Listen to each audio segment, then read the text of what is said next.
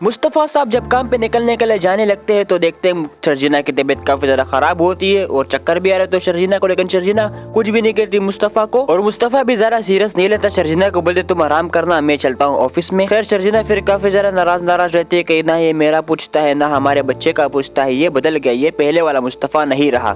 यहाँ पर ये बातें चल रही थी और वहाँ पर अदील साहब की जो अम्मा थी वो पानी भरने गई थी जग में अदील साहब के अब्बू को पिलाने के लिए, क्योंकि उनके कमरे में पानी खत्म हो चुका था। लेकिन ये देख लेती है रुबाब फिर पूछते कि आप ये क्या कर रहे हैं, तो अदील साहब की अम्मा बोलते कि मैं पानी लेने जा रही हूँ, पानी खत्म हो गया था हमारे कमरे में। तो रुबाब उसको काफी ज्यादा डांटती है अदील साहब की अम्मी को और कहती है कि घर में इतने नौकर चाकर नहीं है, आपको क्यों तकलीफ लेने की जरूरत है, आप अपने कमरे में रहिए ना, आप बाहर नहीं निकलिए। फिर रुबाब बोलती है अदील साहब को कि इनको थोड़ा समझा लो, ये घर में नौकर चाकर किस लिए है, ये झक मराने के लिए नहीं है, ये काम करने के लिए। आप काइंडली अपनी अम्मी को समझा रहे कि कमरे से बाहर ना निकले। और ये बात जो है वो काफी ज्यादा बुरी लगती है अदील साहब की अम्मी को कि ये हमारे साथ कैसा सलूक कर रही है, हम तो इसको कितना अच्छा समझते थे और हम अपने बेटे पर कितना भरोसा करते थे, हमारा बेटा ही सारे निकम्मा निकला। फिर जो है रुबाब बैठ जाती है गाड़ी में और ये लोग चले जाते हैं लॉन्ग ड्राइव के लिए। लेकिन बीच में जो है रुबाब को दिख जाती है लड़की के झुमके कार में, और वो झुमका जो था वो था सलमान की बीवी का, मतलब रुबाब के जो पक्की दोस्त है ना उसका था।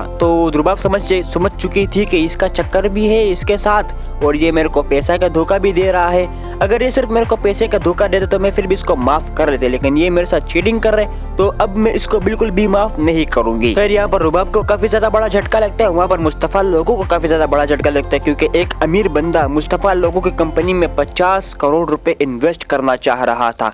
ये सुनकर मुस्तफ़ा और जो मुस्तफ़ा का दोस्त है वो काफी ज्यादा खुश हो जाते हैं और देखने लगते हैं कि वाह हमारे डाउनलोड्स तो बढ़ रहे हैं, हमारे लाइक्स शेयर्स मतलब बढ़ रहे हैं, उनका गेम तरक्की कर रहा था। और उसके बाद आपको तो पता है मुस्तफ़ा साहब ये बातें सुनकर और ज्यादा मोटिवेटेड हो जाते हैं। वो पहले से शर्जीना को भूल चुका था और उसके बाद अब और भूल गया, क्योंकि उसके सर पर जिम्मेदारी आ चुकी थी। भाई बंदे ने 50 करोड़ रुपए इन्वेस्ट किए ना तो उसको तो फल तो मिलना पड़ेगा ना। फिर तो बेसिकली मुस्तफ़ा ने सोचा कि यार इस बंदे ने 50 करोड़ रुपए इन्वेस्ट किए तो इसको इसका फल मिलना चाहिए, हम इसके लिए बहुत मेहनत करेंगे। यहाँ पर मुस्तफ़ा साहब अपनी कंपनी में जश्न मना रहे थे और वहाँ पर अदील साहब के जो अब्बा थे, मुस्तफ़ा साहब के अब्बा अम्मा, वो काफी ज्यादा परेशान थे और यही सोच रहे थे कि यार क्या निकम्मा बेटा है हमारा, हम लोगों को देखो कहाँ पर ले आया है, देखो यार कितनी अच्छी बहू थी शर्जीना इनके लिए। लेकिन नहीं ना, इनको तो लालच था ना, इनको तो ये लालच था कि देखो रुबाब हमें पैसे दे रही है लेकिन शर्जीना तो नहीं दे रही, तो उसके साथ तो बुरा करो, अब भुगतो तुम लोग, ऐसे ही तुम लोग ठीक हो, तुम लोगों को तो सड़क पर रहना चाहिए, तुम लोगों को तो फिर भी रुबाब ने अपने घर पे रखा हुआ है। मैं तो कहता हूँ मुस्तफ़ा के अम्मी अब्बू के साथ जो हो रहा है ना बिल्कुल ठीक हो रहा है, इससे ज्यादा बुरा होना चाहिए, लेकिन क्यों नहीं हो रहा इससे ज्यादा बुरा। मैं ड्रामा वाले से दरख्वास्त करना चाहूंगा कि इससे ज्यादा इनके साथ बुरा करो। खैर ये मामला चल रहा है, जैसा कि आप लोग पता है कि रुबाब को इनके सच्चाई के बारे में पता लग गया था, तो रुबाब ने सोचा कि क्यों ना एक बर्थडे पार्टी रखे